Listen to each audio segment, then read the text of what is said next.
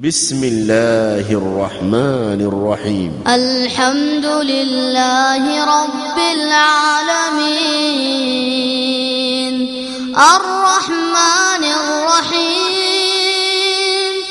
مالك يوم الدين إياك نعبد وإياك نستعين اهدنا الصراط المستقيم صراط الذين أنعمت عليهم غير المغضوب عليهم ولا الضالين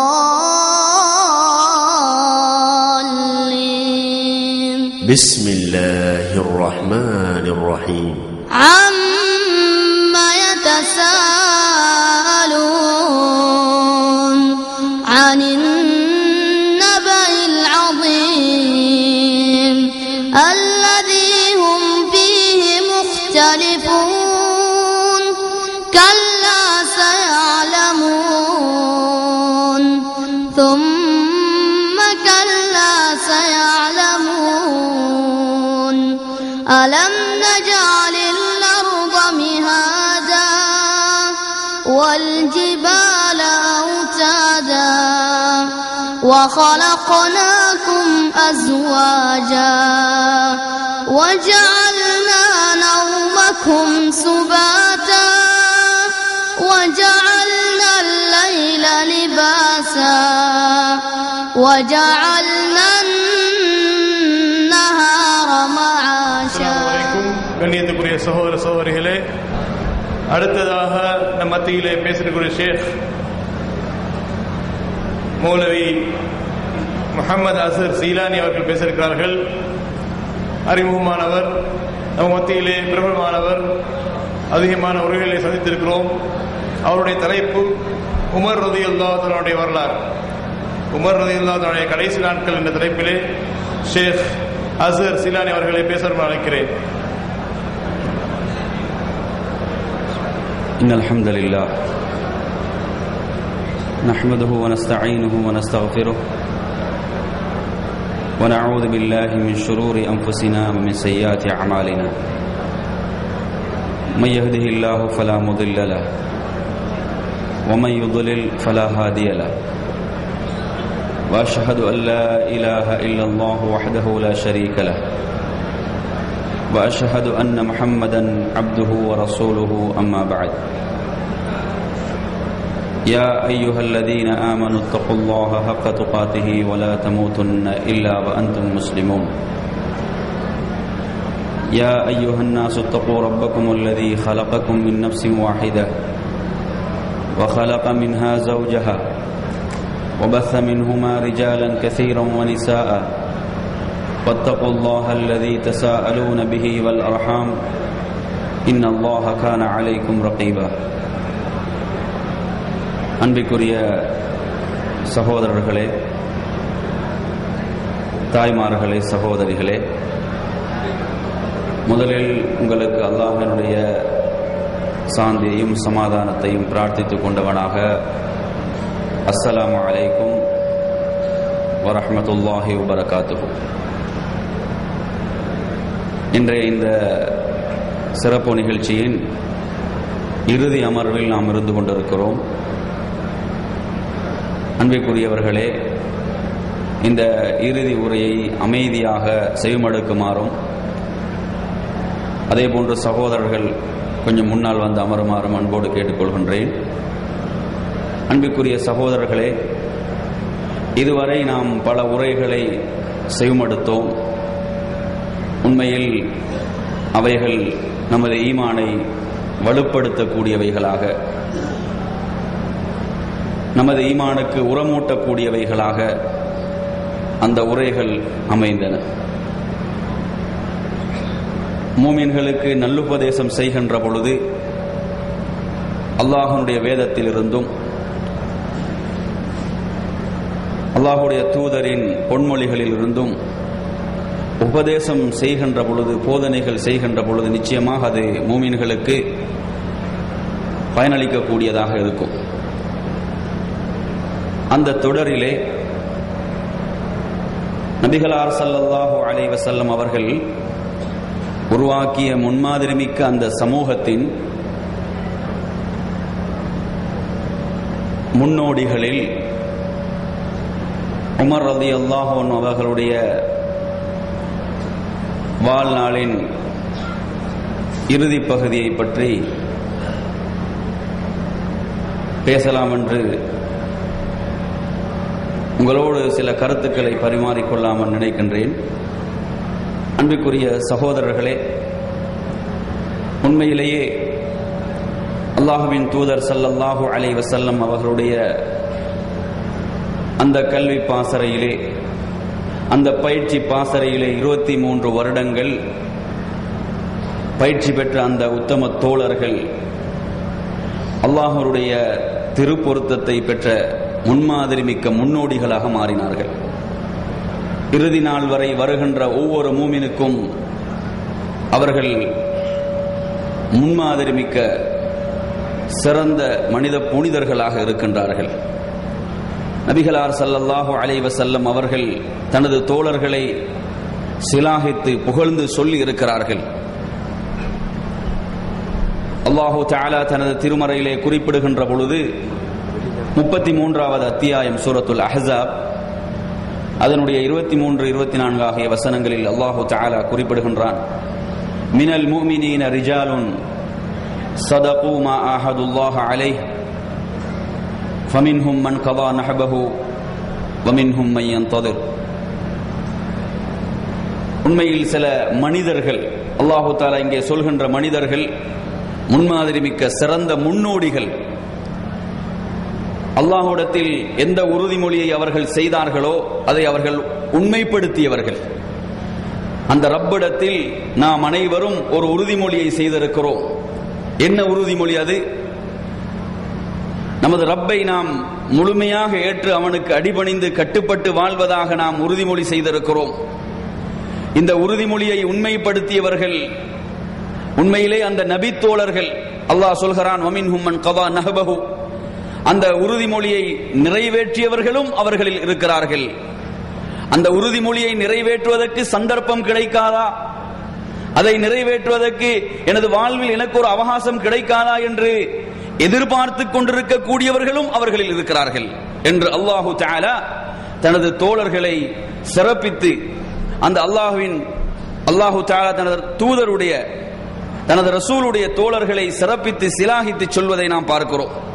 எனவே நறுமை சகோதரர்களே, அந்த முன்னோடிகளை பற்றி நாம் பேசுகின்ற பொழுது நமது ஈமான் அதிகரிக்கும், நமது ஈமான் வலுப்பெறும். அப்படிப்பட்ட முன்மாதிரிகளைத்தான் அந்த முன்னோடிகள் நமக்கு விட்டு சென்றிருக்கிறார்கள். என் அருமை சகோதரர்களே, உமர் ரலியல்லாஹு அன்ஹு அவர்கள் எப்படிப்பட்ட சிறந்த ஒரு மனிதராக விளங்கினார்கள் என்பதை நாம் நிறையவே அறிந்து வைத்திருக்கிறோம், நிறையவே தெரிந்து வைத்திருக்கிறோம். உமர் ரலியல்லாஹுடைய ஈமானுக்கும் அதே போன்று அபூபக்கர் ரலியல்லாஹுடைய ஈமானை பற்றியும் நபிகளார் ஸல்லல்லாஹு அலைஹி வஸல்லம் அவர்கள் குறிப்பிடுகின்றார்கள். கேளுங்கள். புகாரி முஸ்லிமிலே பதிவாகி இருக்கக்கூடிய செய்தி. நபி அவர்கள் சொல்கிறார்கள், ஒரு மனிதன் மாட்டின் மீது ஏறி பயணம் செய்கின்றான்.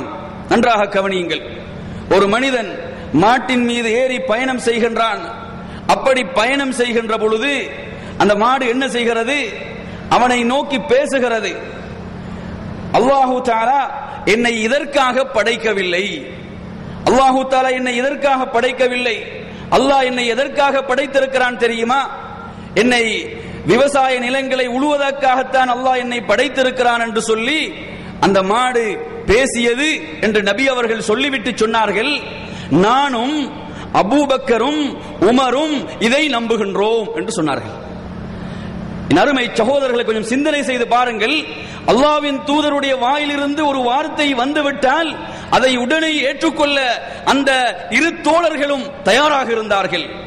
அவர்கள் தங்களுடைய அறிவை கொண்டு போய் அதில் நுழைக்கவில்லை. மாறாக அல்லாஹ்வுடைய தூதர் சொல்லிவிட்டார்களா, அல்லாஹ்வுடைய தூதரின் வார்த்தையா, அதை உடனே அவர்கள் நம்பினார்கள். இன்றைய அருமை சகோதரர்களை என்ன கேட்பார்கள்? மாடு பேசுமா? அது எப்படி பேசும் என்று தேவையற்ற கேள்விகளை, விதண்டாவாதங்களை செய்து கொண்டிருப்பார்கள். அல்லாஹ்வின் தூதர் தனது நாவில், தனது வாயிலிருந்து அந்த வார்த்தைகளை சொன்னார்களா? அதை உடனே ஏற்றுக்கொள்ள அந்த முன்னோடிகள், ஈமானுடைய முன்னோடிகளாக, முன்மாதிரிகளாக அந்த இருவரும் தயாராக இருந்தார்கள் என்பதை அல்லாஹ்வின் தூதருடைய இந்த கூற்றிலிருந்து நாம் விளங்குகிறோம். அதே போன்று பாருங்கள், நபி அவர்கள் தொடர்ந்து சொல்கின்றார்கள், ஒரு இடையன் தனது ஆடுகளை மேய்த்துக் கொண்டிருக்கிறான். அப்படி மேய்த்துக் கொண்டிருக்கின்ற பொழுது ஒரு ஓனாய் என்ன செய்கின்றது? அதில் ஒரு ஆட்டை கவ்விக்கொண்டு செல்கிறது. அந்த ஆட்டிடையன் அந்த ஓனாயின் பின்னால் ஓடுகின்றான், விரட்டுகின்றான், தனது ஆட்டை காத்துக் கொள்வதற்காக. அந்த நேரத்தில் அந்த ஓனாய் அந்த இடையனை பார்த்து எப்படி பேசுகிறது? கொடிய விலங்குகள் ஆதிக்கம் செலுத்தக்கூடிய அந்த உலக முடிவு நாளில் இதை பாதுகாப்பது யார்? என்னை தவிர இதற்கு மேய்ப்பாளர்கள் வேறு யாரும் இல்லை என்று அந்த ஓனாய் அந்த இடையனை பார்த்து பேசியது என்று நபி அவர்கள் சொல்லிவிட்டு சொன்னார்கள், ஆமன்து பிஹி அன வ அபூபக்கர் வ உமர், நானும் அபூபக்கரும் உமரும் இதை நம்பினோம். என் அருமை சகோதரர்களே, அபூ ஸலமா ரலியல்லாஹு அன்ஹு அவர்கள் சொல்கிறார்கள், வமா ஹுமா யௌமைதின் ஃபில் கௌம், அன்றைய அவையிலே அங்கு அபூபக்கர் இருக்கவில்லை ரலியல்லாஹு அன்ஹு, அங்கு உமர் ரலியல்லாஹு அன்ஹு அவர்கள் இருக்கவில்லை. ஆனால் அல்லாஹ்வின் தூதர் சொல்லிவிட்டார்களா, அவர்கள் எங்கு இருந்தாலும் அந்த வார்த்தைகள் அவர்களது காதுகளுக்கு எட்டும் பொழுது அதை உடனே அவர்கள் நம்பிவிடுவார்கள். எனவே நறுமை சகோதரர்களே, இப்படிப்பட்ட ஈமானுக்கு சொந்தக்காரர்களாக இருக்கக்கூடிய அந்த இருவரும் இந்த உம்மத்தின் மிகப்பெரிய முன்னோடிகள், மிகப்பெரிய முன்மாதிரிகள். அவைகளை நாம் கற்றுக்கொள்ள வேண்டும், அவர்களுடைய வாழ்க்கை வரலாறுகளை நாம் விளங்க வேண்டும். என் அருமை சகோதரர்களே, அது மாத்திரம் அல்லாமல் உமர் ரலியல்லாஹு அன்ஹு அவர்களுடைய வாழ்நாளின் பிந்திய பகுதியை பற்றி நாம் பேசுவதற்கு முன்னால் அல்லாஹ்வின் தூதர் ஸல்லல்லாஹு அலைஹி வஸல்லம் அவர்கள் செய்த, தனது வாழ்நாளில் செய்த சில முன்னறிப்புகளை உங்களுக்கு நினைவு கூற வேண்டும். புகாரியுடைய ஹதீஸ், அனஸ் இப்னு மாலிக் ரலியல்லாஹு அன்ஹு அவர்கள் ரிவாயத் செய்கின்றார்கள், ஒரு முறை அல்லாஹ்வின் தூதர் ஸல்லல்லாஹு அலைஹி வஸல்லம் அவர்கள் உஹது மலையின் மீது இருக்கின்றார்கள். அங்கு அபூபக்கர் ரலியல்லாஹு அன்ஹு அவர்கள் இருக்கின்றார்கள், அங்கு உமர் ரலியல்லாஹு அன்ஹு அவர்கள் இருக்கின்றார்கள், அங்கு உஸ்மான் ரலியல்லாஹு அன்ஹு அவர்கள் இருக்கின்றார்கள். அப்படி இருக்கக்கூடிய நேரத்தில் அந்த மலை குலுங்க ஆரம்பிக்கின்றது. அந்த மலை குலுங்க ஆரம்பிக்கின்றது. அல்லாஹ்வின் தூதர் ஸல்லல்லாஹு அலைஹி வஸல்லம் அவர்கள் கட்டளையிடுகின்றார்கள், உஹதே அமைதியாக இரு, அமைதி அடையுமாறு அல்லாஹ்வின் தூதர் கட்டளையிடுகின்றார்கள். கட்டளையிட்டு விட்டு சொல்கிறார்கள், உன் மீது இருப்பது யார் தெரியுமா? ஒரு நபி இருக்கின்றார், ஒரு சித்தீக் உண்மையாளர் இருக்கின்றார், அதே போன்று 2 ஷஹீதுகள். அங்கு உமர் ரலியல்லாஹு அன்ஹு பற்றியும் உஸ்மான் ரலியல்லாஹு அன்ஹு பற்றியும் அல்லாஹ்வின் தூதர் முன்னறிவிப்பு செய்கின்றார்கள். 2 ஷஹீதுகள், தங்களுடைய உயிரை அர்ப்பணிக்கக்கூடிய 2 ஷஹீதுகளும் இருக்கின்றார்கள் என்று அல்லாஹ்வின் தூதர் முன்னறிவிப்பு செய்ததை நாம் பார்க்கின்றோம். எனவே நறுமை சகோதரர்களே, இப்படி அல்லாஹ்வின் தூதர் தனது வாழ்நாளிலே முன்னறிவிப்பு செய்து விட்டார்கள், உமர் ரலியல்லாஹு அன்ஹு அவர்கள் ஷஹீதாக்கப்படுவார்கள், அவர்கள் ஷஹாதத்துக்கு சொந்தக்காரர்கள் என்பதை முன்னறிவிப்பு செய்தார்கள். அது மாத்திரமல்ல, இப்னு மாஜாவுடைய இந்த ஹதீஸை கவனியுங்கள். அப்துல்லா இப்னு உமர் ரலியல்லாஹு அன்ஹு அவர்கள் ரிவாயத் செய்கின்றார்கள், உமர் ரலியல்லாஹு அன்ஹு அவர்கள் ஒரு முறை ஒரு வெள்ளை நிற ஆடை அணிந்து வருகின்றார்கள். ஆடை அணிந்து வருகின்ற பொழுது அல்லாஹ்வின் தூதர் கேட்கிறார்கள், நீர் அணிந்திருக்கக்கூடிய இந்த ஆடை புதிய ஆடையா அல்லது இதை கழுவி அணிந்திருக்கின்றீரா என்று கேட்கின்றார்கள். அப்படி கேட்ட பொழுது உமர் ரலியல்லாஹு அன்ஹு அவர்கள் சொல்கிறார்கள், யா ரசூலல்லாஹ், இது ஒரு புதிய ஆடை கிடையாது, இதை நான் கழுவி அணிந்திருக்கிறேன். அப்பொழுது ரசூலுல்லாஹி ஸல்லல்லாஹு அலைஹி வஸல்லம் அவர்கள் துஆ செய்கின்றார்கள், இல்பஸ் ஜதீதன் வஐஷ் ஹமீதன் வமுத் ஷஹீதா என்று பிரார்த்திக்கின்றார்கள். அல்லாஹ் தஆலா உமக்கு ஒரு புதிய ஆடையை அணிய செய்வானாக என்று சொல்லி பிரார்த்திக்கின்றார்கள்.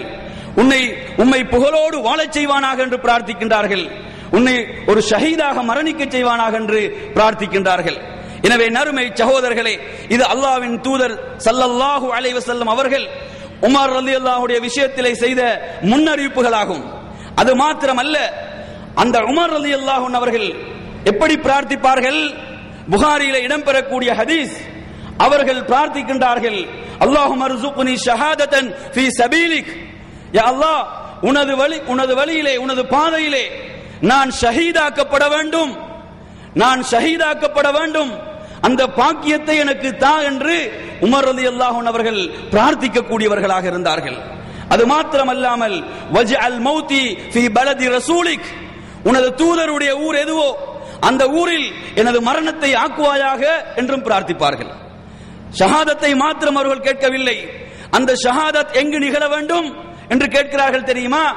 அந்த புனிதமான நகரம் மதீனா, அந்த தையிபா, அந்த ஊரிலே நிகழ வேண்டும் என்றும் அவர்கள் பிரார்த்திக்க கூடியவர்களாக இருந்தார்கள். எனவே நறுமை சகோதரர்களை இப்படி தங்களை வீர மரணத்துக்காக அர்ப்பணித்துக் கொண்டவர்கள், அல்லாஹ்வுக்கு அவர்கள் கொடுத்த வாக்குறுதியை நிறைவேற்றுவதற்கு சந்தர்ப்பம் கிடைக்காதா, அவகாசம் கிடைக்காதா என்று அவர்கள் காத்து நின்றவர்கள் அவர்கள். எனவே நறுமை சகோதரர்களே, இப்படிப்பட்ட இந்த உமர் ரலியல்லாஹு அன்ஹு அவர்கள் இஸ்லாத்துக்கு ஒரு மிகப்பெரிய கண்ணியமாக, ஒரு மிகப்பெரிய சிறப்பாக அவர்கள் விளங்கினார்கள். எந்த அளவுக்கு என்றால் அப்துல்லாஹ் இப்னு மஸ்ஊத் ரலியல்லாஹு அன்ஹு அவர்கள் சொல்கின்றார்கள், கவனியுங்கள், எப்பொழுது உமர் ரலியல்லாஹு அன்ஹு அவர்கள் இஸ்லாத்தை ஏற்றுக்கொண்டார்களோ அன்றிருந்து நமக்கு மக்காவிலே கண்ணியம் கிடைக்க ஆரம்பித்தது, மக்கள் நம்மை திரும்பி பார்க்க ஆரம்பித்தார்கள் என்று அவர்கள் கூறுகின்றார்கள். அது மாத்திரமல்ல, அவர்கள் சொல்கிறார்கள், உமர் ரலியல்லாஹு அன்ஹு இஸ்லாத்தை பொறுத்தவரையில் அது இஸ்லாத்துக்கு மிகப்பெரிய வெற்றியாக இருந்தது. அதே போன்று வகானத் ஹிஜ்ரத்துஹு, அவர்களுடைய ஹிஜ்ரத்தின் பயணத்தை பொறுத்தவரையில் அது இஸ்லாத்துக்கு மிகப்பெரிய உதவியாக இருந்தது. அதே போன்று அவர்களுடைய ஆட்சியை பொறுத்தவரையில், அவர்களது ஆட்சியை பொறுத்தவரையில் அது முஸ்லிம் உம்மத்துக்கு ரஹமத்தாக இருந்தது என்று சொல்கிறார்கள், அருளாக இருந்தது என்று சொல்கிறார்கள். அது மாத்திரமல்லாமல் அவர்கள் இஸ்லாத்தை ஏற்றுக்கொள்கின்ற வரை கஅபாவில் நாம் பகிரங்கமாக தொழ முடியாதவர்களாக இருந்தோம். எப்பொழுது அவர்கள் இஸ்லாத்தை ஏற்றுக்கொண்டார்களோ அதற்கு பிறகு நிலைமை மாறுகிறது என்று அப்துல்லாஹ் இப்னு மஸ்ஊத் ரலியல்லாஹு அன்ஹு குறிப்பிடுகின்றார்கள். எனவே அன்பிற்குரியவர்களே, இப்படி அல்லாஹு தஆலா தனது மார்க்கத்துக்கு, தனது இஸ்லாத்துக்கு கண்ணியத்தை இந்த மனிதரின் மூலம் வழங்கினான் என்பதை இந்த செய்திகள் இருந்து பார்க்கிறோம். இப்படிப்பட்ட இந்த சிறந்த முன்மாதிரி மிக்க இந்த மனிதர் சுமார் 10 வருடங்களும் சில மாதங்களும் ஆட்சி செய்கின்றார்கள். உண்மையிலே அவர்களுடைய ஆட்சியை பொறுத்தவரையில் இஸ்லாத்துக்கு மிகப்பெரிய வெற்றிகளை ஈட்டிக் கொடுத்த ஆட்சியாகும். இஸ்லாத்துக்கு மிகப்பெரிய ஒரு வெற்றியையும், பல நாடுகள் இஸ்லாமிய சாம்ராஜ்யத்துக்குள் வந்த ஒரு பொன்னான ஒரு பொற்காலமாக அந்த ஆட்சி காலத்தை கூற முடியும். எனவே நறுமை சகோதரர்களே, இந்த உமர் ரலியல்லாஹு அன்ஹுடைய இறுதி காலத்தை நாம் எடுத்து பார்க்கின்ற பொழுது புகாரியிலே இடம்பெறக்கூடிய ஹதீஸ், அம்ர் இப்னு மைமூன் ரஹிமஹுல்லாஹுடைய வழியாக இந்த செய்தி வருகிறது. அவர்கள் சொல்கின்றார்கள், நன்றாக கவனியுங்கள், உண்மையிலேயே நாம் அல்லாஹ்வின் தூதரை நேசிக்கின்றோம், நாம் சஹாபாக்களை, நபி தோழர்களை நேசிக்கிறோம், அது ஈமானில் நின்றும் உள்ளதாகும்.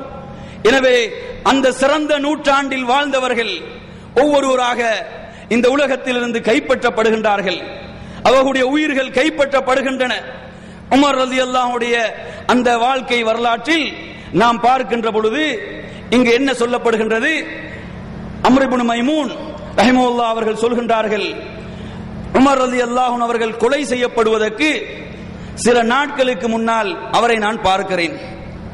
அவர்கள் யாரோடு இருக்கின்றார்கள்?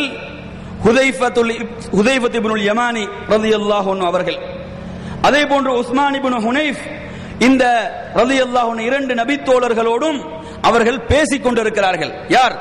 அமீருல் முஃமினீன், அன்றைய இஸ்லாமிய சாம்ராஜ்யத்தின் ஆட்சியாளர், அன்றைய இஸ்லாமிய சாம்ராஜ்யத்தின் தலைவர். என் அருமை சகோதரர்களே, அந்த 2 தோழர்களோடு பேசிக் கொண்டிருக்கிறார்கள். என்ன பேசிக் கொண்டிருக்கிறார்கள்?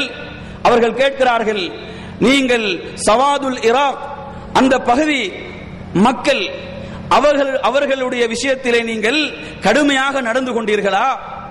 அவர்களுக்கு சுமக்க முடியாத ஒரு வரியை நீங்கள் அவர்கள் மீது சுமத்தி விட்டீர்களா என்று கேட்கிறார்கள். அதற்கு பிறகு அவர்கள் அந்த இருவரும் சொல்கிறார்கள், அமீருல் முஃமினீன் அவர்களே, மூமின்களின் தலைவரே, நாங்கள் நிச்சயமாக அவர்களுக்கு சுமக்க முடியாத ஒரு வரியை நாம் அவர்களுக்கு ஏற்படுத்தவில்லை, அப்படி ஒன்றை நாம் செய்யவில்லை. அதற்கு பிறகு திரும்ப உமர் ரலியல்லாஹு அன்ஹு அவர்கள் கொஞ்சம் நன்றாக சிந்தித்து பாருங்கள், அப்படி நீங்கள் சுமத்தினீர்களா? திரும்ப நினைவூட்டுகிறார்கள். என் அருமை சகோதரர்களே, அந்த நேரத்தில் அந்த இரண்டு நபித்தோழர்களும் சொல்கிறார்கள், இல்லை இல்லை அமீருல் மூமினின் அவர்களே, நாம் அப்படி ஒரு அவர்களால் சுமக்க முடியாத ஒரு வரியை நாம் அவர்கள் மீது சுமத்தவில்லை. என் அருமை சகோதரர், கொஞ்சம் சிந்தனை செய்து பாருங்கள். ஒரு ஆட்சி தலைவர், அவர் தனது குடிமக்கள் எந்த ஒரு சிரமமும் இல்லாமல் அவர்களுக்கு சுமக்க முடியாத ஒரு வரியை சுமத்திவிடக் கூடாது, அவர்களை நெருக்கடிகளுக்குள் ஆக்கக்கூடாது என்ற விடயத்தில் எந்த அளவு கவனமாக இருக்கின்றார்கள் என்று பாருங்கள். அது மாத்திரம் அல்லாமல் என் அருமை சகோதரர்களே, அவர்கள் உமர் ரலியல்லாஹு அன்ஹுடைய வாயிலிருந்து வரக்கூடிய அடுத்த வார்த்தை என்ன தெரியுமா? அல்லாஹு தஆலா என்னை உயிரோடு விட்டு வைத்தால், சொல்கிறார்கள், அல்லாஹ் என்னை உயிரோடு விட்டு வைத்தால் ஈராக் பகுதியிலே உள்ள, ஈராக் தேசத்திலே உள்ள அந்த பகுதியிலே வாழக்கூடிய விதவைகளை நான் வேறு யாரிடமும் கையேந்தாத அளவுக்கு அவர்களை தன்னிறைவுடையவர்களாக ஆக்குவேன் என்று சொல்கிறார்கள். இந்த வார்த்தைகளையும் சொல்கிறார்கள். ஒரு ஆட்சியாளருடைய முன்மாதிரியை பாருங்கள். நபிகளார் ஸல்லல்லாஹு அலைஹி வஸல்லம் அவர்கள் உருவாக்கிய அந்த முன்மாதிரி மிக்க மனிதர்களின் அவர்களுடைய சிறப்பான ஆட்சியை பாருங்கள். அவர்கள் சொல்கிறார்கள், விதவைகளுடைய விஷயத்தில், அதாவது எந்த அளவுக்கு இஸ்லாம் உரிமைகளை வழங்கி இருக்கிறது என்பதற்கு இவைகள் மிகப்பெரிய சான்றாக இருந்து கொண்டிருக்கிறது.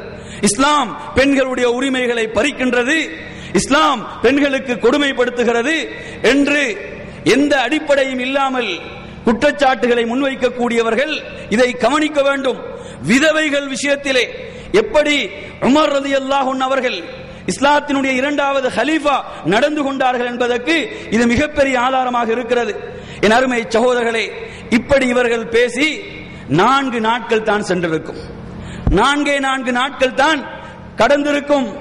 அந்த நேரத்திலே ஒரு நாள் காலையிலே இந்த ஹதீஸை ரிவாயத் செய்யக்கூடிய அம்ர் இப்னு மைமூன் அவர்கள் சொல்கிறார்கள், ஒரு நாள் ஃபஜ்ருடைய தொழுகையிலே நான் இருக்கின்றேன், எனக்கும் அமீருல் முஃமினீன் உமர் ரலியல்லாஹு அன்ஹு அவர்களுக்கு மத்தியிலே அப்துல்லா இப்னு அப்பாஸ் ரலியல்லாஹு அன்ஹு அவர்கள் மாத்திரம்தான் இருக்கின்றார்கள்.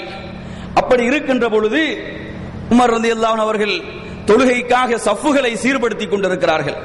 அவர்கள் சஃப்புகளுக்கு மத்தியிலே செல்கின்ற பொழுது அந்த சஃப்புகளை சீர்படுத்துவார்கள், சீராக ஆக்குவார்கள். எந்த அளவுக்கு என்று சொன்னால், சஃப்புகள் சீராகாத வரை அவர்கள் தக்பீர் சொல்ல மாட்டார்கள். கொஞ்சம் சிந்தனை செய்து பாருங்கள். இன்று சஃப்புகளை சீர் செய்வதெல்லாம் சாதாரண விஷயம். மார்க்கத்தில் எவ்வளவு விஷயங்கள் சர்வசாதாரணமாக மாறிவிட்டன. அதெல்லாம் சிறிய விடயங்கள், அவைகளை கவனிக்க வேண்டியதில்லை என்று பல விடயங்களை நாம் அலட்சியப்படுத்திக் கொண்டிருக்கிறோம்.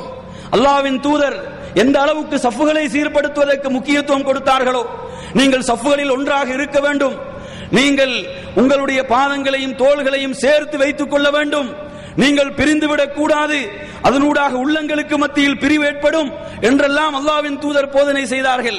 அந்த போதனைகள் இன்று எந்த அளவு அவைகளுக்கு உயிர் வடிவம் கொடுக்கப்பட்டுக் கொண்டிருக்கிற சகோதரர்களை கொஞ்சம் சிந்தனை செய்து பாருங்கள். ஆனால் உமர் ரலியல்லாஹு அன்ஹு அவர்கள், அல்லாஹ்வின் தூதரிடத்திலே கல்வி பயின்ற பயிற்சி பெற்ற உமர் ரலியல்லாஹு அன்ஹு அவர்கள், அந்த ஆட்சியாளர், அவர் பெரும் சாம்ராஜ்யத்தின் ஆட்சியாளராக இருந்தாலும் அல்லாஹ்வின் தூதர் கற்றுத்தந்த சுன்னாவா, அதை அலட்சியப்படுத்த மாட்டார்கள், அதை உரிய முறையிலே நிறைவேற்றக்கூடியவர்களாக இருந்தார்கள்.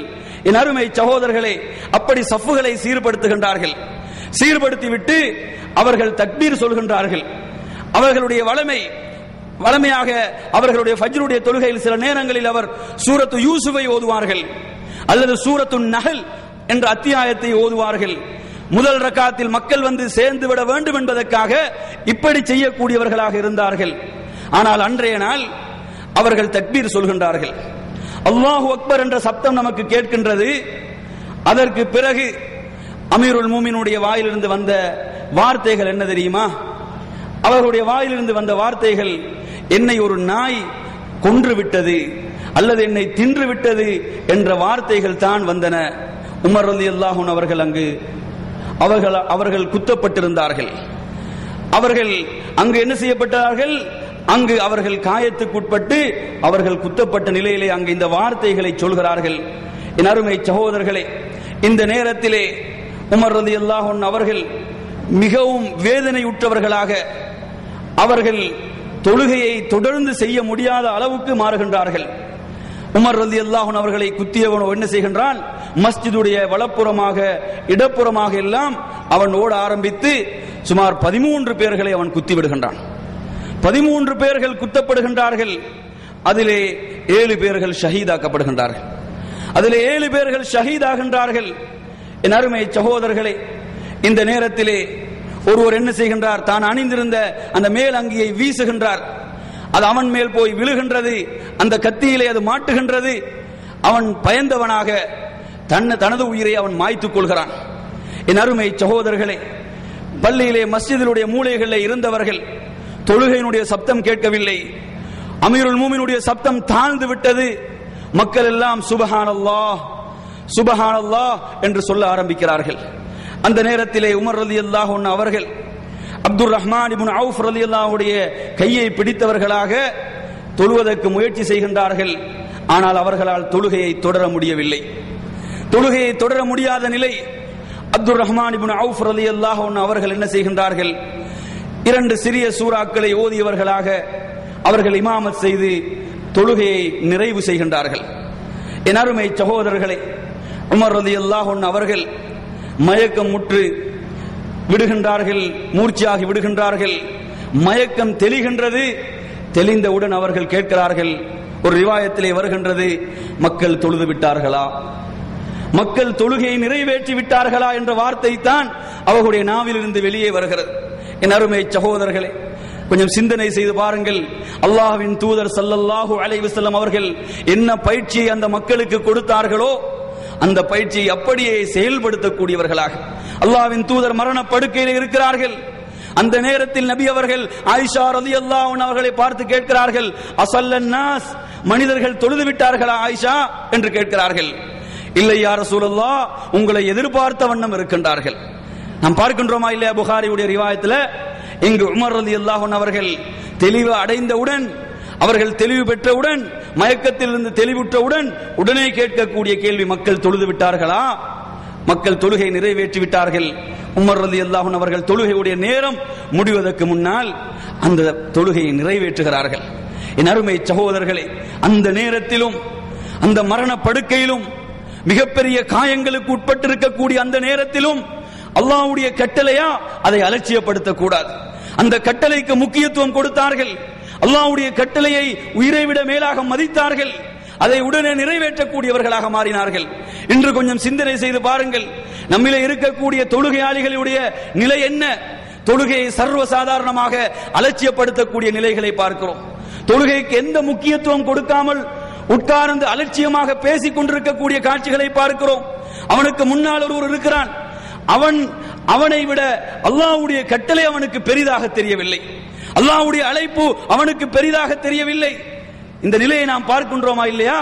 ஆனால் நபி தோழர்கள், அந்த முன்னோடிகள், அந்த முன்மாதிரிகள், அவர்கள் குற்றுயிராக இருக்கின்ற நேரத்திலும் அல்லாஹ்வுடைய கட்டளை தொழுகையா, அதை அலட்சியப்படுத்த கூடாது என்று உறுதியோடு இருந்த காட்சியை நாம் பார்க்கிறோம். என் அருமை சகோதரர்களே, அடுத்ததாக உமர் ரலியல்லாஹு அன்ஹுடைய அமீருல் மூமினுடைய கேள்வி என்ன? அவர்கள் கேட்கிறார்கள், இப்னு அப்பாஸ் ரலியல்லாஹு அன்ஹுவை பார்த்து கேட்கிறார்கள், உன்துர் மன் கதலனி, இப்னு அப்பாஸே பாருங்கள், என்னை கொலை செய்தது யார் என்று பாருங்கள், என்னை யார் கொலை செய்தது என்று பாருங்கள். அவ்வளவு நீதியான ஆட்சி. நீதி என்று சொன்னால் அவர்தான் முன்னோடியாக, முன்மாதிரியாக இருக்கிறார். அப்படி நீதியான ஆட்சியை மேற்கொண்ட அந்த தலைவர் கேட்கிறார், என்னை கொலை செய்தது யார் என்று பாருங்கள் என்று சொன்ன பொழுது அப்துல்லாஹ் இப்னு அப்பாஸ் ரலியல்லாஹு அன்ஹு அவர்கள் மஸ்ஜிதுன் நபவியை சுற்றி வருகிறார்கள்.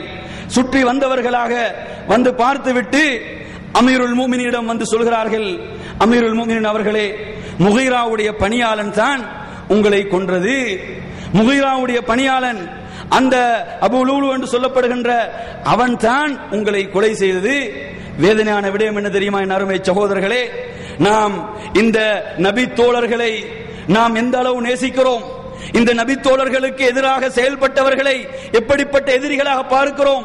ஆனால் இன்று நீங்கள் எடுத்து பார்த்தீர்கள் என்று சொன்னால், ஷியாக்கள் என்ற பிரிவை எடுத்து பார்த்தீர்கள் என்று சொன்னால், உமர் ரலியல்லாஹு அன்ஹு யார் கொலை செய்தானோ அவன் ஒரு பெரும் வீரனாக அவர்களால் கருதப்பட்டு ஒவ்வொரு வருடமும் அவனை நினைவு கூறக்கூடிய, அவனை ஒரு பெரும் வீரனாக நினைவுபடுத்துகின்ற மோசமான வேதனையான காட்சிகளை நாம் கண்டு கொண்டிருக்கிறோம்.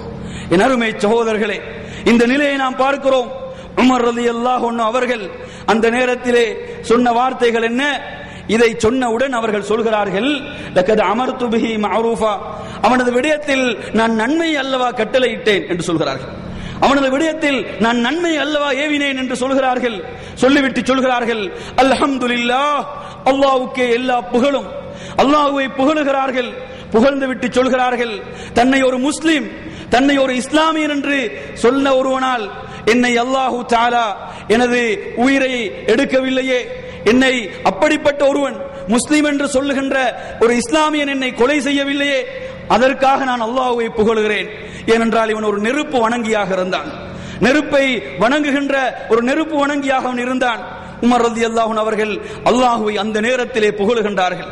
அந்த நெருக்கடியான நேரத்திலும், அப்படிப்பட்ட ஒரு குற்றுயிராக இருக்கக்கூடிய நிலையிலும் அல்லாஹ்வை புகழுகிறார்கள். யா அல்லாஹ், என்னை ஒரு முஸ்லிமுடைய கையில் இருந்து இந்த நிலைக்கு நான் ஆளாகவில்லையே என்று அவர்கள் அல்லாஹ்வை புகழுகிறார்கள். புகழ்ந்து விட்டு என் அருமை சகோதரர்களே, அப்துல்லாஹ் இப்னு அப்பாஸ் ரலியல்லாஹு அன்ஹு பார்த்து சொல்கிறார்கள், இப்னு அப்பாஸ் அவர்களே, நீங்களும் உங்கள் தந்தையும் தான் மதீனாவிலே அரபு மொழி பேசாத அந்நியவர்களை பணிக்கு அமர்த்துவதை அதிகமாக விரும்பக்கூடியவர்களாக இருந்தீர்கள் என்று சொல்கிறார்கள்.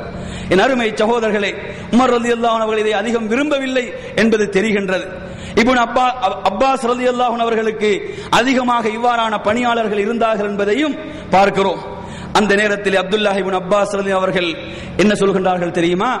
அமீருல் முஃமினீன் அவர்களே, நீங்கள் விரும்பினால் மதீனாவிலே இருக்கக்கூடிய அந்த மொழியை பேசுகின்ற அனைவரையும் நாம் கொலை செய்து விடுகிறோம் என்று சொல்கிறார்கள்.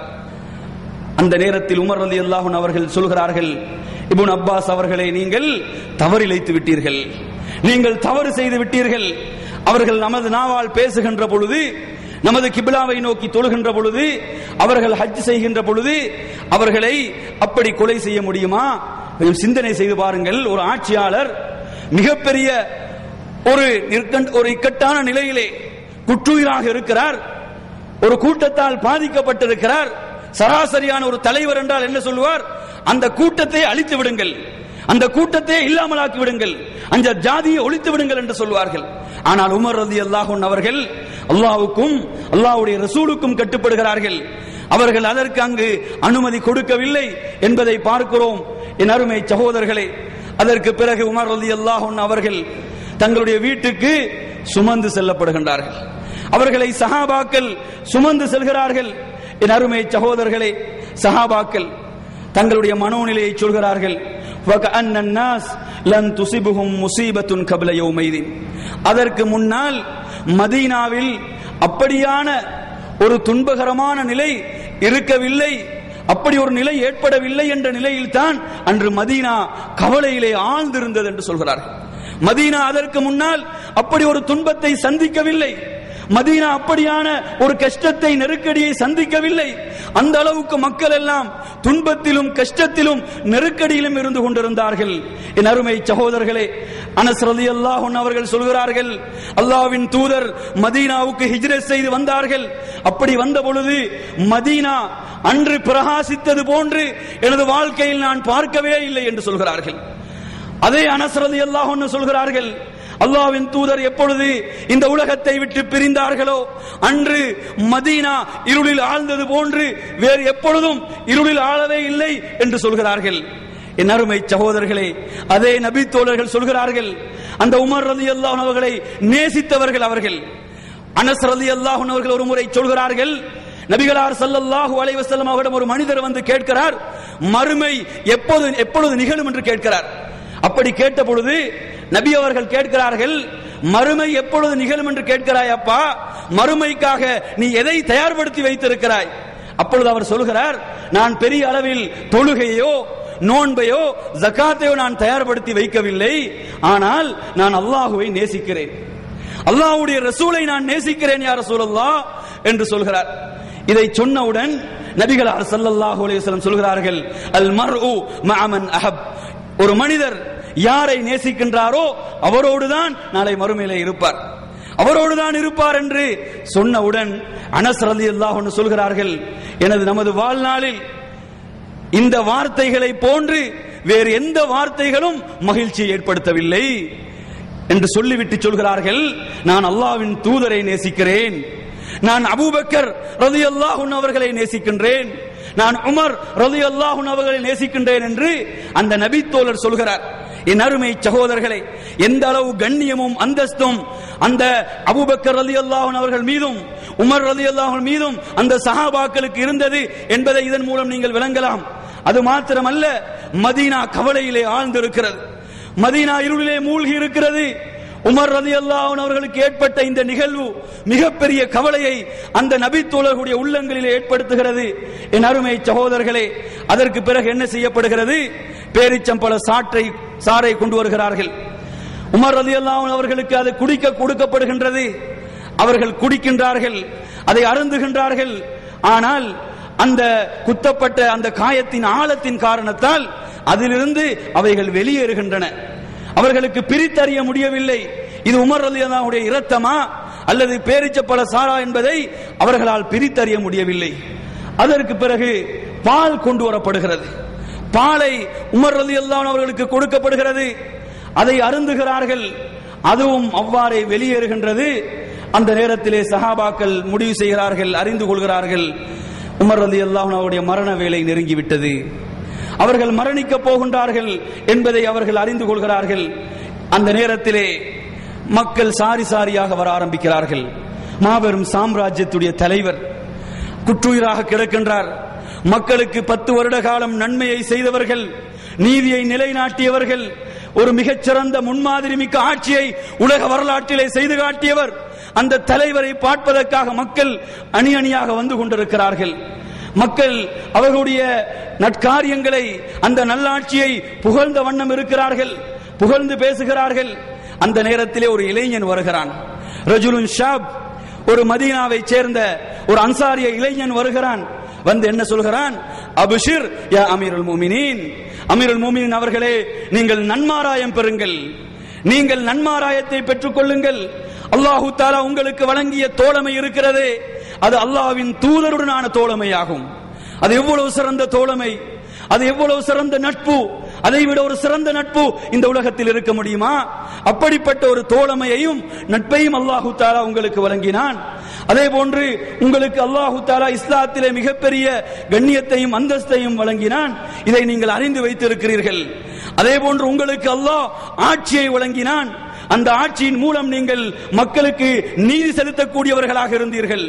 அது மாத்திரமா, உங்களுக்கு ஷஹாதா என்ற அந்த உயரிய அந்தஸ்தை, அந்த தியாகத்தை உங்களுக்கு வழங்கினான் என்று சொல்லி, இப்படி அவர்கள் நன்மாராயம் பெறுமாறு அந்த இளைஞன் கூறுகிறான். என் அருமை சகோதரர்கள், நன்றாக கவனியுங்கள்.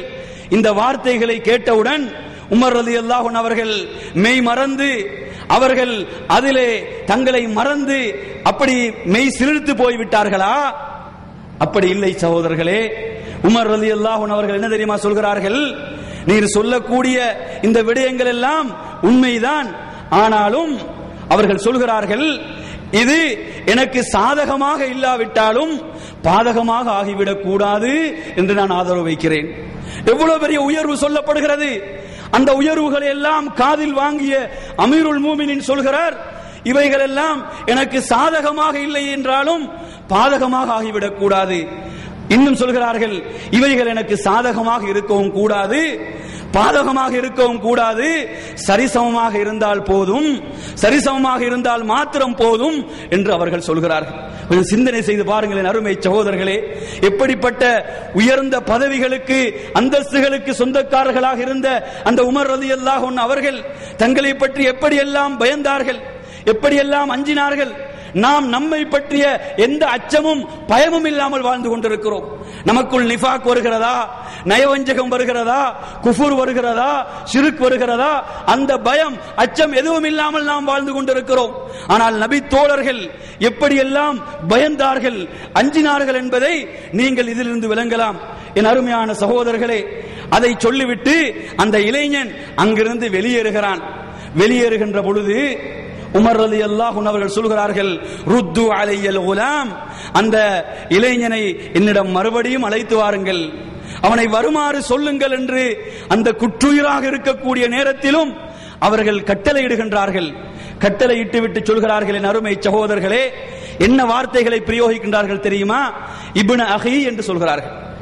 ஆட்சியாளர், சாம்ராஜ்யத்தின் ஆட்சியாளர் அந்த இளைஞரை அழைக்கிறார், எனது சகோதரனின் மகனே என்று அழைக்கிறார். உமர் ரலியல்லாஹு அன்ஹு அவர்கள் குற்றுயிராக இருக்கக்கூடிய அந்த நேரத்தில் எனது சகோதரனின் மகனை என்று சொல்லி அழைத்து விட்டு சொல்கிறார்கள், உமது ஆடையை நீர் உயர்த்திக் கொள்வீராக. கரண்டைக்கு கீழ் ஆடை இருக்கிறது, கரண்டைக்கு கீழ் ஆடை போயிருக்கிறது, உமது கீழ் ஆடையை உயர்த்திக் கொள்வீராக. அது உமது ஆடையை நீண்ட நாட்கள் உமக்கு பயன்படுத்துவதற்கு அது உதவி புரியும், நீண்ட நாட்கள் அதை பயன்படுத்தலாம். அதே போன்று வாத்தகாலி ரப்பிக், உமது ரப்பிடம் அது தக்வாவுடைய ஒரு பயபக்தியுடைய காரியம் என்று சொல்கிறார்கள். நன்றாக கவனியுங்கள். நோன்பு தக்வாவை பயிற்சி என்று சொல்கிறோமா இல்லையா? நோன்பின் மூலம் கிடைக்கக்கூடிய பயிற்சி தக்வா, இறையச்சம், பயபக்தி. இப்படி சொல்கின்ற எத்தனையோ நமது சகோதரர்களுடைய ஆடையுடைய நிலை எடுத்து பாருங்கள். 99% கரண்டைக்கு கீழ் தான் ஆடைகள் இருக்கின்றன. என் அருமையான சகோதரர்களே, கொஞ்சம் சிந்தனை செய்து பாருங்கள். ஒரு மாபெரும் ஆட்சி தலைவர் குற்றுயிராக இருக்கிறார், தனது உயிர் பிரிய போகிறது என்ற நிலையில இருக்கிறார். அந்த நேரத்தில் கூட அல்லாஹ்வின் தூதருடைய சுன்னாவுக்கு மாற்றமாக ஒரு செயலை தனது கண்களால் பார்ப்பதற்கு அவர்கள் விரும்பவில்லை என்றால், அதை உடனே தவறென்று தடுக்கிறார்கள் என்று சொன்னால், இன்று எத்தனையோ சகோதரர்கள் தொழுகையுடைய சஃபிலே இருக்கிறார்கள், ஆனால் அவர்களுடைய ஆடையை பார்க்கிறோம் கரண்டைக்கு கீழ் இருக்கிறது, ஆனால் தக்பீர் நெஞ்சின் மீது வைத்திருக்கிறார். என் அருமை சகோதரர்களை நான் கேட்கிறேன், கொஞ்சம் சிந்தனை செய்து பாருங்கள். உண்மையிலேயே நாம் அல்லாஹுவை பின்பற்றக்கூடியவர்கள், அல்லாஹ்வுடைய ரசூலை பின்பற்றக்கூடியவர்கள், உண்மையிலே நாம் சுன்னாவுக்கு செவிசாய்க்கக்கூடியவர்கள் என்று சொன்னால் முரண்பாடு வர முடியுமா? நாம் தக்பீரை அல்லாஹ்வின் ரசூல் சொன்ன மாதிரி கட்ட தயார், தக்பீரை கட்ட தயார், ஆனால் ஆடை அப்பட்டமாக அங்கு அல்லாஹ்வின் தூதருடைய கட்டளை மீறப்பட்டிருக்கிறதே. என்ன சொல்கிறார்கள்? நாம் பெருமைக்காக அணியவில்லை, விதண்டாவாதம் செய்து கொண்டிருக்கிறார்கள், விதண்டாவாதம் செய்கிறார்கள். நாம் பெருமைக்காக அணியவில்லை. என் அருமை சகோதரர்களே, அல்லாஹ்வின் தூதர் சொன்னார்கள், கரண்டைக்கு கீழ் உள்ள பகுதி நரகத்தில் என்று சொல்லிவிட்டார்கள். அங்கு பெருமையை சொன்னார்கள் அந்த ஹதீஸில், அங்கு பெருமையை சொல்லவில்லை. கரண்டைக்கு கீழ் உள்ள பகுதி நரகத்தில் என்று சொன்னா அவரும் சேர்ந்துதான் போக வேண்டும். அது மட்டுமா போகும்? மொத்தமாக அவரும் சேர்ந்துதான் போக வேண்டியிருக்கும். என் அருமை சகோதரர்களே, பெருமைக்கு சொன்னது அதை விட கூடுதலாக உள்ளது. என்ன சொன்னார்கள்? எவன் பெருமையோடு கர்வத்தோடு அணுகின்றானோ அவனை அல்லாஹ் நாளை மறுமையில் ஏறெடுத்து பார்க்க மாட்டான். கொஞ்சம் சிந்தனை செய்து பாருங்கள். அல்லாஹ் நம்மை பார்க்கவில்லை என்றால், அவனது கருணை கண் கொண்டு நம்மை பார்க்கவில்லை என்றால் நாம் அழிந்து விடுவோம். கொஞ்சம் சிந்தனை செய்து பாருங்கள். அல்லாஹ் நம்மை ஏறெடுத்து பார்க்கவில்லை என்று சொன்னால் நம்மை யார் பார்ப்பது? அன்றைய நாளில் மாலிக் யௌமித்தீன், அந்த இறுதி தீர்ப்பு நாளின் அதிபதியாக இருக்கக்கூடிய அல்லாஹ் நமக்கு அருள் பாலிக்கவில்லை என்றால் வேறு யாருக்கு முடியுமா? வேறு யாருக்கும் அதிகாரம் இருக்கிறதா? லிமனில் முல்கல் யௌம், அல்லாஹ் கேட்கிறான். அந்த நாளில் அதிகாரம் யாருக்குரியது? லில்லாஹில் வாஹிதில் கஹார், அனைத்தையும் அடக்கி ஆளக்கூடிய அல்லாஹ்வுக்கு தான் அன்று அதிகாரம் சொந்தம். அந்த ரப்புல் ஆலமீன் நம்மை கருணை கண் கொண்டு பார்க்கவில்லை என்றால், அவன் நம்மோடு பேசவில்லை என்றால், அவன் நம்மை தூய்மைப்படுத்தவில்லை என்றால், அதை விட ஒரு அழிவு, அதை விட ஒரு சாபம், அதை விட ஒரு இழிவு இருக்க முடியுமா?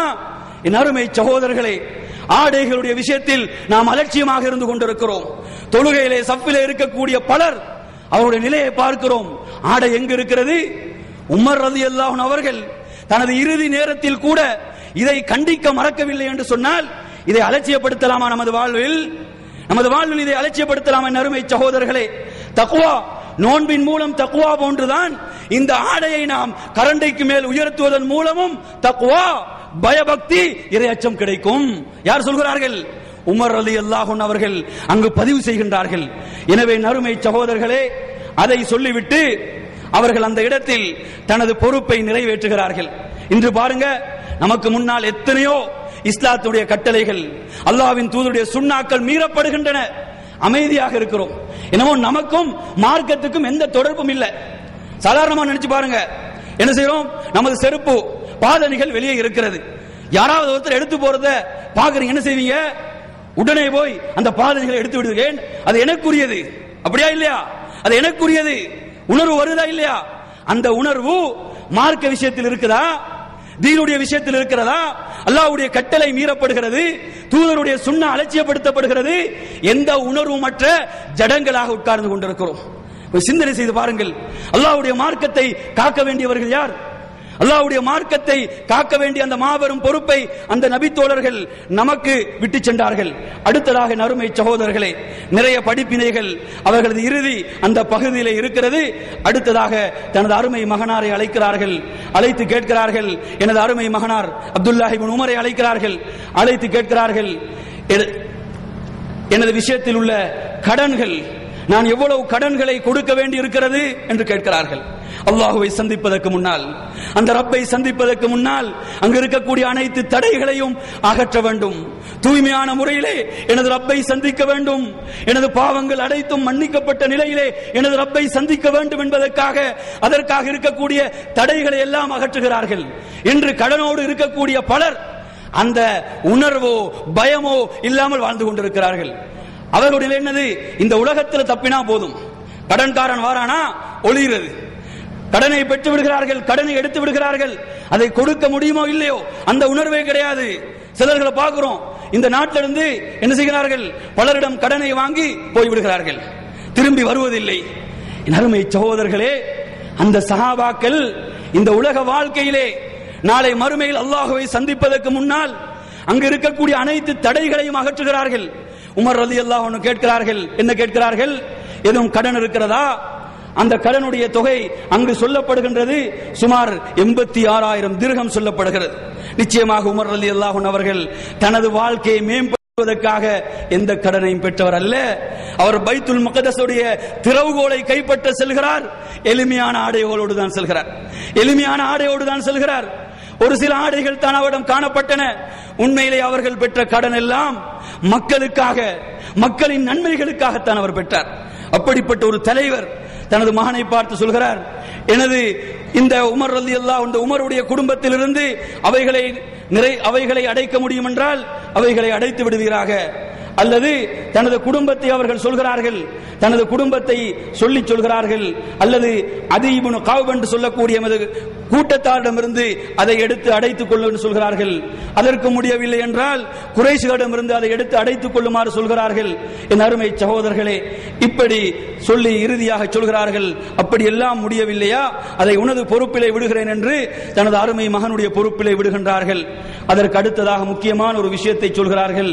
அதுதான் மூமின்களுடைய தாயாக இருக்கக்கூடிய ஆயிஷா ரலியல்லாஹு அன்ஹாவிடம் நீ செல்ல வேண்டும். சென்று அந்த 2 தோழர்கள், நான் இந்த உலகத்திலே வாழுகின்ற பொழுது எந்த தோழர்களை நான் உண்மையிலே நேசித்தேனோ அந்த தோழர்களோடு நான் அடக்கம் செய்யப்பட வேண்டும். அதற்காக மூமின்களுடைய தாயிடம் போய் அனுமதி கேட்குமாறு சொல்கிறார்கள். தனது அருமை மகனாருக்கு சொல்கிறார்கள், எனது சலாத்தை எத்தி வைப்பீராக. எத்தி வைத்து விட்டு சொல், அமீருல் மூமினீன், மூமின்களுடைய தலைவர் அனுமதி கேட்கவில்லை, சாதாரண ஒரு உமர் அனுமதி கேட்கிறார் என்று சொல்கிறார்கள். அமீருல் மூமினின் சொன்னால் அது கட்டளையாக மாறிவிடும். அமீருல் மூமினின் இன்று நான் அமீருல் மூமினின் கிடையாது என்று அறிவிப்பு செய்கிறார்கள். அறிவிப்பு செய்து சொல்கிறார்கள், அருமை மகனை பார் சொல்கிறார்கள், ஆயிஷா ரலியல்லாஹு அன்ஹாவிடம் சென்று அந்த 2 தோழர்களுக்கு பக்கத்தில் நான் அடக்கம் செய்யப்பட வேண்டும், அதற்காக அனுமதி கேட்குமாறு சொல்கிறார்கள். அமீருல் மூமினின் என்ற அடிப்படையில் அல்லாமல் சாதாரண ஒரு உமர், ஒரு நாட்டுடைய பிரஜை அனுமதி கேட்கக்கூடிய முறையிலே கேட்பீராக. உமர் அப்துல்லாஹ் இப்னு உமர் ரலியல்லாஹு அன்ஹு அவர்கள் ஆயிஷா ரலியல்லாஹு வீட்டை நோக்கி செல்கின்ற பொழுது அவர்கள் வீட்டிலே கண்ணீர் வடித்தவர்களாக, அழுதவர்களாக இருந்து கொண்டிருக்கிறார்கள். இந்த நிகழ்வை அவர்கள் கேள்விப்பட்டவுடன் அழுது கொண்டிருக்கிறார்கள், கண்ணீர் வடித்துக் கொண்டிருக்கிறார்கள். என் அருமை சகோதரர்களே, சலாத்தை எத்தி வைக்கிறார்கள். எத்தி வைத்துவிட்டு தனது தந்தை இப்படி அனுமதி கேட்கிறார். இங்கு தனது 2 தோழர்களுக்கு பக்கத்திலே அவர்கள் அடக்கப்பட வேண்டும் என்று விரும்புகிறார், அனுமதி தருவீர்களா? அப்பொழுது ஆயிஷா ரலியல்லாஹு அன்ஹா சொல்கிறார்கள், அந்த இடத்தை நான் எனக்காகத்தான் விட்டு வைத்திருந்தேன், நான் அடக்கம் செய்யப்படுவதற்காக விட்டு வைத்த இடம், அதை நான் மிக தகுதியுடைய உமருக்கு வழங்கி விடுகிறேன் என்று சொல்லிவிடுகிறார்கள். என் அருமை சகோதரர்களே, இந்த செய்தியை கொண்டு வருகிறார். தனது அருமை தந்தையிடம் வந்து இந்த செய்தியை மகன் சொல்கின்ற பொழுது திரும்ப உமர் ரலியல்லாஹு அன்ஹு சொல்கிறார்கள், எனது அருமை மகனே, நான் மரணித்து விட்டால் எனக்கு செய்ய வேண்டிய கடமைகளை செய்து அவர்களுடைய வீட்டு வாயிலில் கொண்டு போய் எனது ஜனாசாவை வைக்க வேண்டும், வைத்துவிட்டு மறுபடியும் அனுமதி கேட்க வேண்டும். ஏனென்று சொன்னால் நான் உயிரோடு இருக்கின்ற பொழுது அனுமதி கேட்டேன், ஏதோ மறுக்க முடியாது என்ற காரணத்துக்காக ஒரு தர்ம சங்கடமான நிலையிலே அவர்கள் அனுமதி கொடுத்திருப்பார்கள். ஆனால் மரணித்ததன் பிறகு எனது ஜனாசா அந்த வீட்டுடைய வாயிலே வைக்கப்பட வேண்டும். வைக்கப்பட்டு திரும்ப அனுமதி கேட்பீராக. இந்த ஜனாசாவை இந்த 2 தோழர்களுக்கு பக்கத்திலே அடக்குவதற்கு நீங்கள் அனுமதி வழங்குவீர்களா என்று மறுபடியும் அப்படியே அனுமதி கேட்கப்படுகிறது. ஜனாசா கொண்டு செல்லப்படுகிறது, அங்கு வைக்கப்படுகிறது. அப்துல்லாஹ் இப்னு உமர் ரலியல்லாஹு அன்ஹு அவர்கள் தனது தந்தையுடைய ஸலாத்தை எத்தி வைக்கிறார்கள். எத்தி வைத்துவிட்டு மூமின்களுடைய தாயே என்று அழைக்கிறார்கள். அழைத்து சொல்கிறார்கள், எனது தந்தை மறுபடியும் அனுமதி கேட்க சொன்னார்கள். இந்த 2 தோழர்கள் உயிரோடு இருக்கின்ற பொழுது நபிகளார் ஸல்லல்லாஹு அலைஹி வஸல்லம் அவர்கள் அதிகமாக சொன்ன வார்த்தைகள், ذهبت انا ابو بكر وعمر, நானும் அபூபக்கரும் உமரும் சென்றோம், நானும் அபூபக்கரும் உமரும் உட்கார்ந்திருந்தோம், நானும் அபூபக்கரும் உமரும் வந்தோம், நானும் அபூபக்கரும் உமரும் பேசிக் கொண்டோம். இப்படி அல்லாஹ்வின் தூதர் தனது வாழ்நாளில் அதிகமாக சொல்லிக் கொண்டிருந்ததை அந்த சஹாபாக்கள் செவிமடுத்தார்கள்.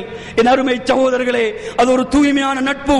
அந்த நட்பை பொறுத்தவரையில் அது அல்லாஹ்வால் ஏற்றுக்கொள்ளப்பட்ட அல்லாஹ்வுடைய தீன், இந்த ஓரிரை கொள்கை மேலோங்குவதற்காக கட்டி எழுப்பப்பட்ட நட்பாகும் அந்த நட்பு. அதை அல்லாஹு தஆலா பொருந்திக் கொண்டான். உண்மையான தோழமைக்கும் நட்புக்கும் இந்த உலகத்துக்கு இலக்கணத்தை சொல்லிக் கொடுத்தவர்கள் அல்லாஹ்வின் தூதர், அந்த நபி தோழர்கள். எனவே நறுமை சகோதரர்களே, எப்படி அல்லாஹு தஆலா இந்த உலகத்தில் அவர்களை சத்தியத்திலே ஒன்று சேர்த்தானோ அதுபோன்று அவர்களுடைய மன்னரை வாழ்க்கையிலும் அவர்களை ஒன்று சேர்த்த காட்சியை நாம் பார்க்கிறோம். எனவே நறுமை சகோதரர்களே, இந்த முன்னோடிகள் இவர்கள் தான் நமது முன்மாதிரிகள். இன்று பார்க்கிறோம் நமது இளைஞர் சமூகம் என்ன செய்து கொண்டிருக்கிறது? கேவலம் சாதாரண நடிகர்களுக்கு பின்னால் போய் கொண்டிருக்கிறார்கள். பேரை பார்க்கிறோம் ரஜினி முகம்மது, பேரை பார்க்கிறோம் ரஜினி இப்ராஹிம். என் அருமை சகோதரர்களே, இவர்கள் தான் இவர்களுக்கு ஹீரோக்கள், இவர்கள் தான் இவர்களுடைய தலைவர்கள்.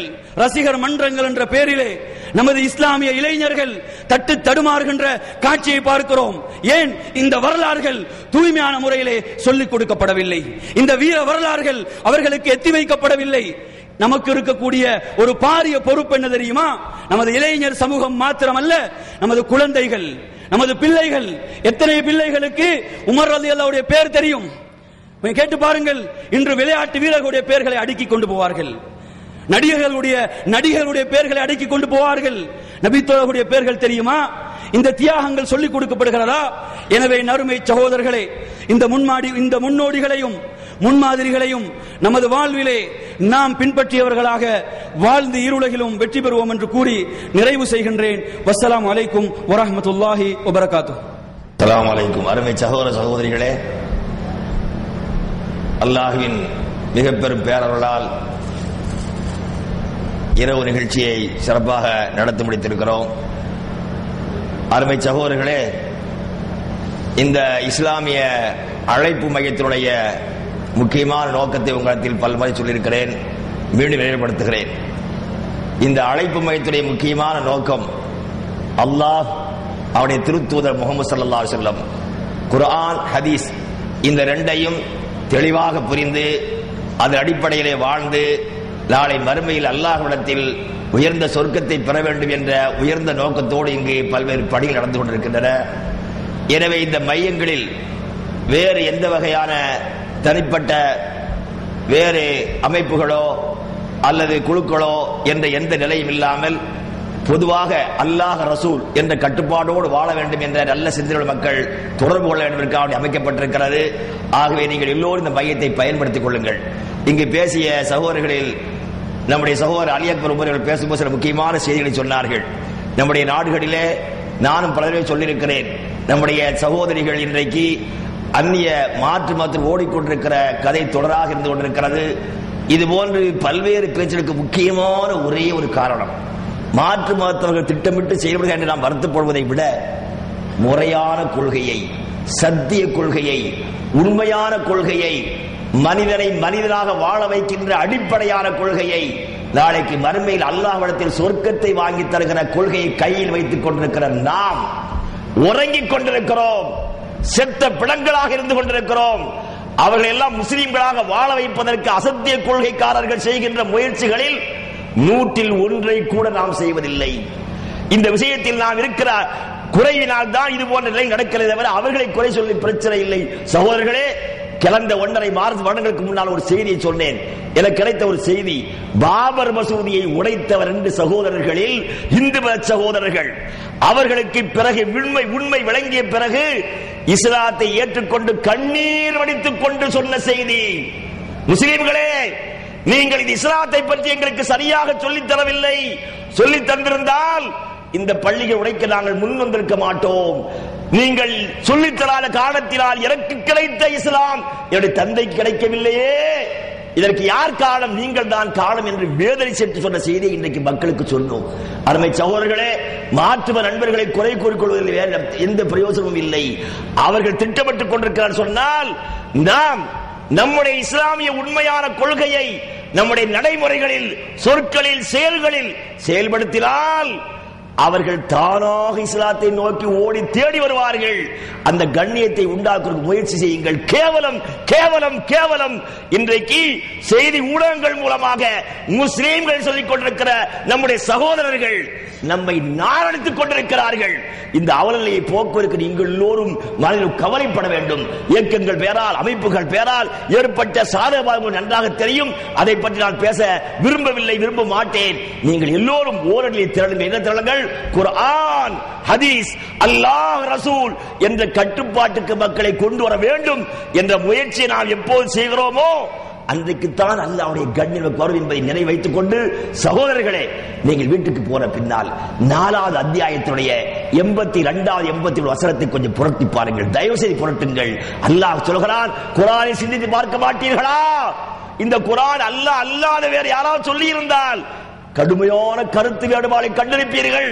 ஆனால் இது கருத்து வேறுபாடு இல்லை என்று சொல்லிவிட்டு அல்லாஹ் ஒன்றை சொன்னான், வைதா ஜாஅ அம்ருல் அம்ரி அவில் கௌஃபி அதாவு பிஹி. இந்த மக்கள் ஏதாவது செய்தி வந்துட்டா, நல்ல செய்தியோ துக்கமான செய்தி வந்தால் பரப்பி விட்டு விடுகிறார்கள். அதனால் சமூகத்தில் கேடுகள். எனவே தயவு செய்து கேட்பதையெல்லாம் பரப்பாதீர்கள். அது சம்பந்தப்பட்டவர்களிடத்திலே கொண்டு சென்று இது உண்மையா சரியா என்பதற்கான விளக்கத்தை தேடுங்கள். அதுதான் இஸ்லாமிய மார்க்கத்தின் பண்பு. அது இல்லாத காரணத்தினால் ஒற்றுமையோடு, சந்தோஷத்தோடு, அன்போடு இருக்க வேண்டிய பல உள்ளங்கள் இன்றைக்கு பிரிந்து பிளவுபட்டு இது போன்ற நற்காரியங்களில் கூட பங்கெடுக்காமல் இருக்கிறார்கள். இப்படி அவர்களை நாம் பார்க்கிறோம். தயவு செய்து இந்த நிலையை மாற்றுங்கள். முஸ்லிம்கள் ஒரு முஸ்லிமை பற்றி செய்தி கேள்விப்பட்டால் சம்பந்தப்பட்டவர்கள் சென்று இது சரியா தவறா என்று கேட்கிற பழக்கத்தை ஏற்படுத்துங்கள். அது இல்லாமல் இருந்தால் நம்மை அறியாமலேயே நயவஞ்சகத்தனம் உள்ளத்திலே குடிகொண்டு உயர்ந்த சொர்க்கத்துக்கு பெரும் பகரமாக நாம் அவர்களை ஏற்பட்டு நரகத்து போன்று ஏற்படும் என்பதை நினைவு கொண்டு, அருமை சகோதரர்களே, இந்த மையத்தில் ஒவ்வொரு வாரமும் பல நாட்களுக்கு திருமறை குர்ஆனுடைய அர்த்தங்கள் குர்ஆனை போதிக்கப்படுகிறது. எல்லோரும் பங்கு கொள்ளுங்கள், பங்கு பெற வையுங்கள். இதை விட்டு விலகி இருக்கிற மக்களை அழைத்து வாருங்கள். யாருக்கும் தனிப்பட்ட நபருக்கு யாருக்கும் சொந்தமில்லை. அல்லாஹ், ரசூல் என்ற கொள்கையை சொந்த காலத்தில் சொந்தம் என்பதை நினைவு கொண்டு அதற்காக முயற்சி செய்யுங்கள். அல்லாஹ் நமக்கு அருமை கேட்டுக்கொண்டு, நம்முடைய இந்த மையத்தினுடைய பொறுப்பாளராகிய சகோதரர் அப்துல் காலிக் அவர்கள் இந்த தாய்களுக்கு சில அன்பளி போடுவார்கள். அதற்கு பிறகு இன்ஷா அல்லாஹ் தலைவர் நன்றி வழங்க அழைப்பார். அதற்கு அமைதியாக இருந்து துஆ முடித்து கலந்து செல்லுங்கள். எல்லாருக்கும் உணவு ஏற்பாடு செய்யப்பட்டிருக்கிறது. சகர் உணவு கொண்டு அமைதியாக செல்லுங்கள். அதாவது நன்றி உரை பொறியாளர் பக்கீர் அவர்கள் நன்றி உரையாற்றுவார்கள். அஸ்ஸலாமு அலைக்கும் வரஹ்மத்துல்லாஹி வபரகாத்துஹு. அல்ஹம்துலில்லாஹி ரப்பில் ஆலமீன். நபி ஸல்லல்லாஹு அலைஹி வஸல்லம் கூறினார்கள், மன் லம் யஷ்குரின் நாஸ லா யஷ்குரில்லாஹ். அதாவது யார் மனிதர்களுக்கு நன்றி கூறவில்லையோ அவர் அல்லாஹ்விற்கு நன்றி உள்ளவனாக இருக்க முடியாது.